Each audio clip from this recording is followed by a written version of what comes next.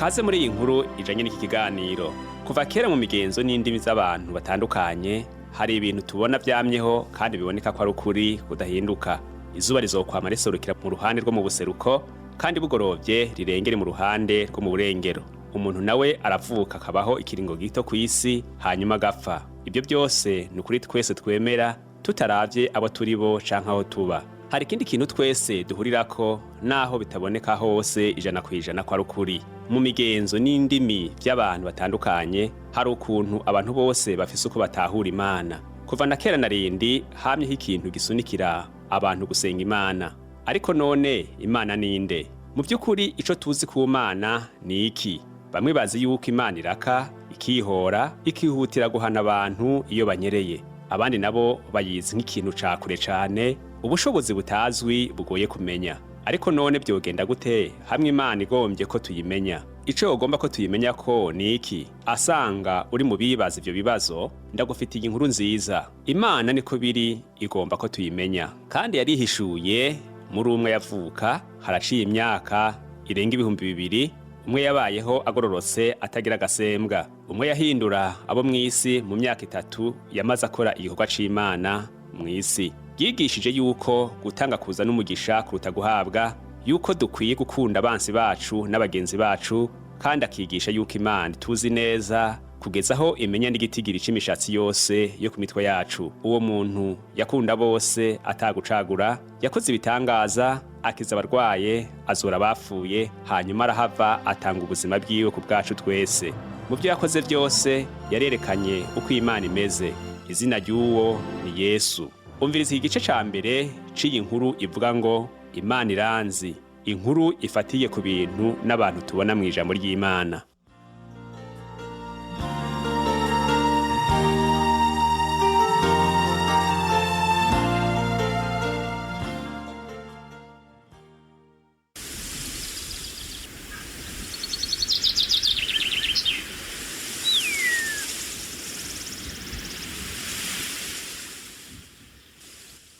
Imyaka ibaye 3.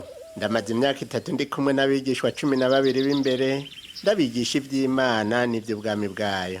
Muri iyo myaka yose twaragendanye amasaha menshi, tuzunguruka amabarabara yose yo mu gihugu, kandi twarasangiye imitsima injiro nyinshi ntoshobora guharura. Twarateramanye kenshi mu ijoro dutwenga, tuyaga ku bintu byose bishoboka. Iyi myaka 3 yabaye imyaka myiza cyane bitangaje.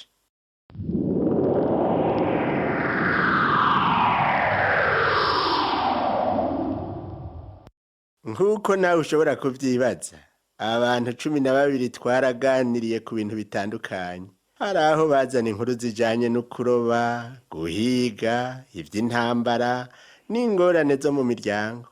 Twaranaganira tukajajura tunezerewe, hakabamwo no guharira. Twarahanahana ivyiyumviro ku bya politike, ku matati y'ivy'idini, ku nkuru z'ivyo hambere no ku vyizigiro vyo muri kazoza. Ikintu cyanyohera bidasanzwe iminsi yose ku mugoroba ni igihe umuriro utanguye kuzima, amajwi y'abantu agatangura kugabanuka, babigishwa bagatekereza, umwe wese yiyumvira, hanyuma ukumva umwe aratanguye kubaza ikibazo.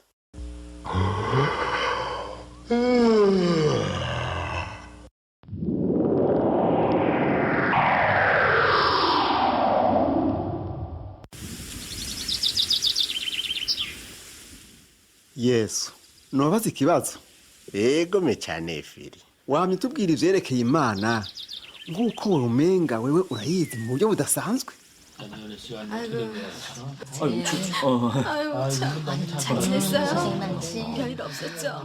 Nibyo ndayizi. Ego, kandi aho wagiye hose, wagiye ubwira abantu yuko ubwami bw'ijuru buri hafi. Ego me.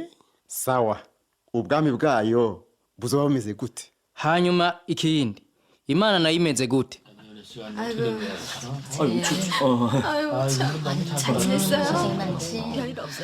Nk'ubu rero iriko iratwumviriza. Mu bwami bwayo uzokwishara ku ntebe y'ubwami canke azoba ari uwundi muntu? Rindira gatoya, genda bukebuke, mubaze ikibazo kimwe kimwe. Umviriza rero, kuvyerekeye ubwami bw'ijuru, muribuka ya nkuru ya mbere natangura kubwira ishengero? Ya nkuru y'umubivyi n'ivu. Irya nyene firi. Umugani nababwiye harya wabigishije iki?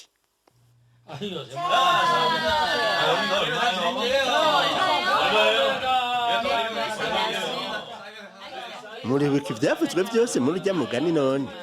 Yego, umubivyi yasohoye imbuto. Akibiba zimwe zigwa iruhande y'inzira. Inyoni ziraza ziyazinobagura.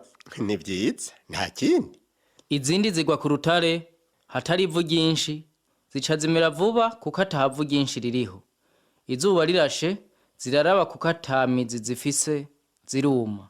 Izindi zigwa mu mahwa, amahwa arakura arazinyoha. Izindi zigwa mu ivu ryiza, zihunda impeke, zimwe 100, izindi 50, izindi 30. Emwe ni neza cane. None muri urya mugani mwahigishirijwe iki? Igihe twakubaza ico bivuga wavuze uti, umva wese ijambo ry'ubwami ntarimenye, wa mubi araza agasahura ikibibwe mu mutima wiwe. Uwo niwe yabibwe iruhande y'inzira. Uwabibwe ku rutare niwe yumva ijambo agaca aryakirana umunezero, ariko atagira imizi muri we, agahagarara umwanya muto. Iyo yadutsweko n'amarushwa n'akadendereza ziri iryo jambo, bica bimutsitaza. Hanyuma imbuto zaguye mu mahwa nazo? Uwabibwe mu mahwa niwe yumva iryo jambo, ariko umwitwarariko w'ivy'isi n'uruhendo rw'ubutunzi bikanyoha iryo jambo, akaba ikirumbirane. Uwabibwe mu ivu ryiza niwe yumva iryo jambo akaritahura. Uwo niwe rero yama imbuto, umwe akagira 100, uwundi 50, uwundi 30. Sawa, none ubu muratahura urya mugani?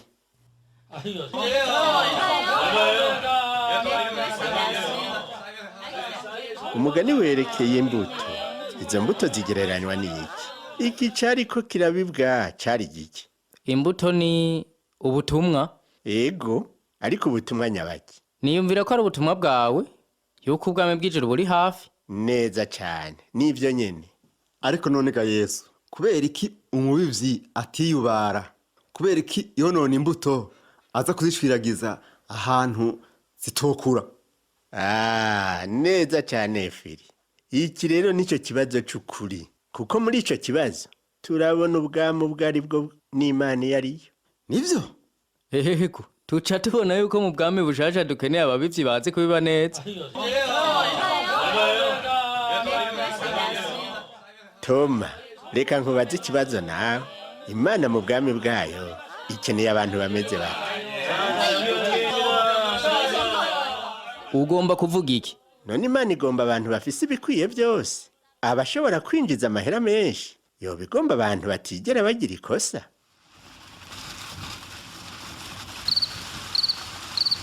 Nizeye ko atari uko biri. Iyo aba vyaruko, twese twoba hanze y'ubwo bwami. Nivy'ukuri uvuze vyo firi. Mwese mwoca muhindirwa hanze. Ariko Imana, urabona ko ari Imana y'urukundo, yuzuye imbabazi n'impuhwe nyinshi. Iragomba ko ubwami bwayo bwoba bwuzuye, kandi iragomba yuko abumva ubutumwa bose boba batumire muri ubwo bwami bakinjira. Rero umubivyi aramije imbuto naho hoba iruhande y'inzira no mu mahwa kubera kugira ngo akarya izo mbuto ko kugwa mu ivu ryiza zoshobora gukuriramwo. Uko niko Imana imeze Toma. Ntirondera inzitwazo zo kugumiza abantu hanze y'ubwami bwayo. Ico yifuza nuko abantu bose kandi aho bari hose bokumva ubutumwa bwiza, bakabwakirana umunezero nk'uko ivu ryiza ryadakiriye. Nico gituma dukwiragiza ubutumwa bwayo bw'urukundo n'imbabazi kubumviriza bose, kubera kugira ngo duhe bose akaryo ko kumva ijambo no kuryakirana umunezero. Nivyo. Murakoze kubandanya kumviriza iyi nkuru. Uyu munsi turi ku kiganiro ca mbere muri ibi biganiro bivuga ngo mbega Imana imeze gute, twisunze ibintu n'abantu tubona mu ijambo ry'Imana. Mu ntango twumvise abigishwa ba Yesu bakoranye bakikije umuriro, aho baruhukiye biriwe mu bikorwa byinshi. Aho bakoraniye rero batangura kubaza Yesu ibibazo vyerekeye Imana n'ubwami bwayo. Kandi biraboneka ko Yesu anezerererwa cyane umwanya nk'uwo wo kuganira kuri ibyo bibazo. Komeza kumviriza inkuru yacu. muri iri joro hariho imfyisi nibaza yuko dukwiye gukomeza kwatsa umuriro.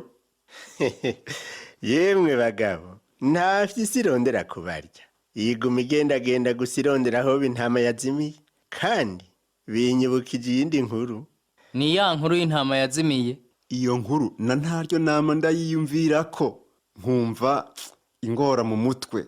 Yesu, nukubera iki umwungere yosiga intama 99 akaza kurondera imwe gusa yazimiye? Wiyumvira ko ari kubera iki yosiga izo ntama zose ga Filipo? Ikaje sindabizi, numvumengo ntivyari bikenewe. Mbwira, vyogenda gute kuri za ntama 99 mu gihe umwungere yogumana nazo ntaje kurondera iyo yazimiye? Zoguma zitekaniwe? Yego, ariko none kuri imwe yatakaye yoyo vyogenda gute? Nta nkeka ya mfyisi haviyirya. Kubera ko umwungere atashobora gukingira zimwe 99 ngo aheza bifatanye no kurondera yazimiye. Nivyo? Nivyo. Ubu naho vyogenda gute umwungere ashoboye kubikorera byose icyarimwe, kugumana n'izo 99 no kuja kurondera intama imwe yazimiye?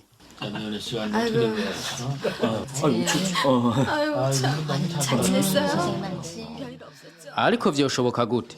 Vyoshoboka gute ko umuntu yoba ahantu habiri mu mwanya umwe? Nuko tutariko turavugana ku muntu utoma. Umwungere avugwa ngaha ni Imana.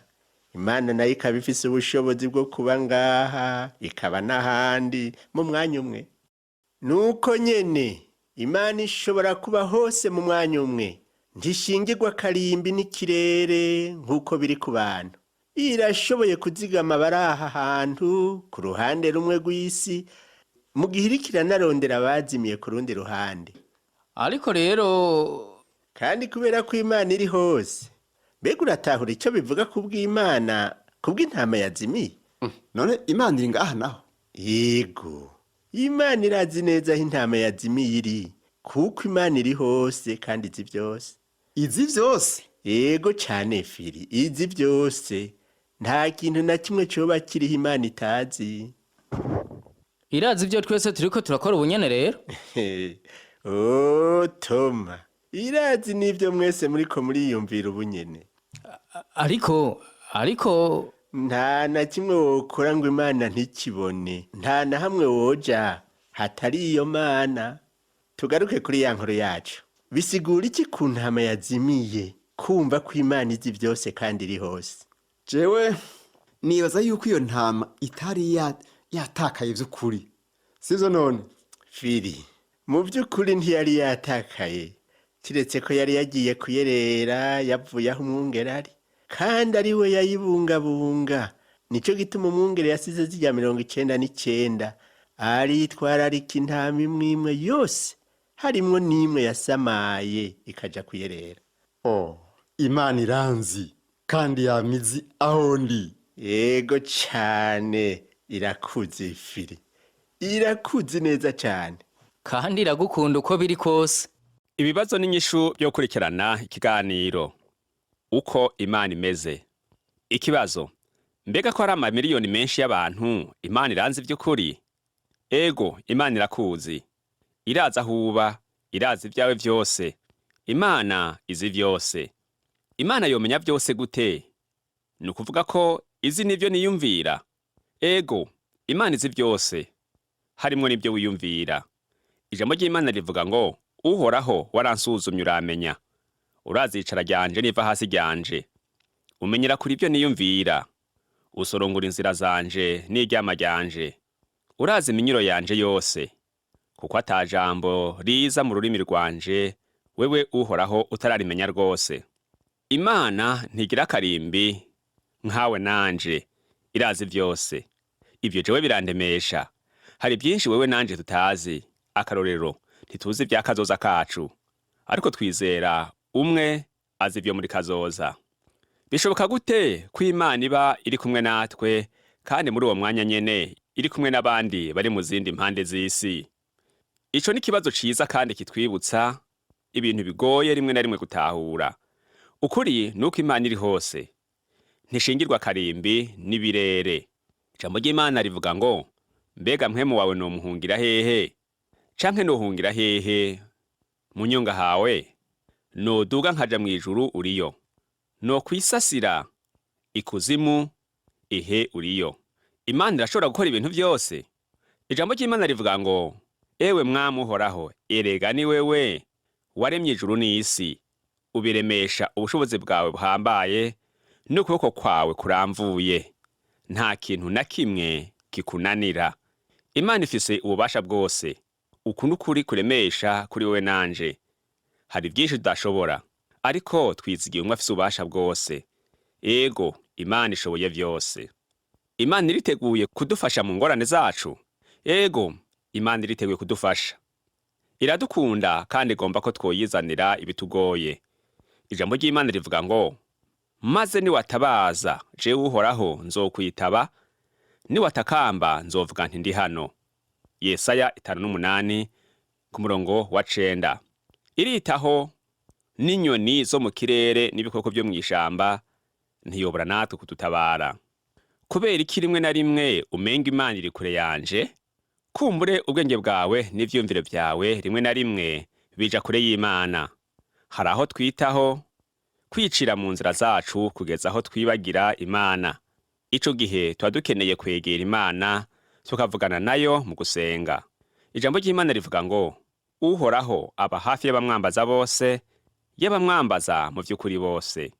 Kandi ngo mwiyegereze Imana nayo izobegera. Ikintu umuntu yoshobora gukora gihambaye kurusha ibindi ni ukwizera Yesu nk'umwami n'umukiza, akamwegurira ubuzima bwiwe, akamukurikira. Imana iravuga iti, ntaho nzoguhemukira, ntaho nzoguta.